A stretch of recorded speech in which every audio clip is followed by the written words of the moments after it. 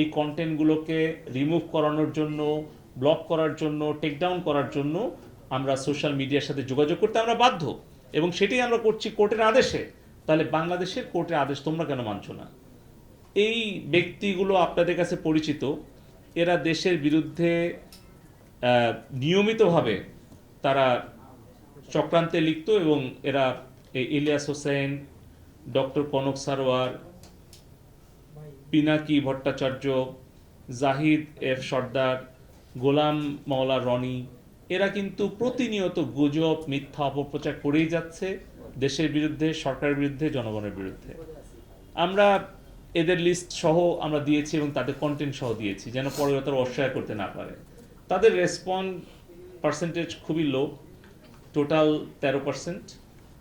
আমরা যে রিকোয়েস্টগুলো পাঠিয়েছিলাম এবং তাদের স্বয়ংক্রিয়ভাবে যেটা করার কথা। এখন জন্ম সনদ দিয়ে খোলো বিকাশ স্টুডেন্ট অ্যাকাউন্ট। নিজের বিকাশ নিজে কর।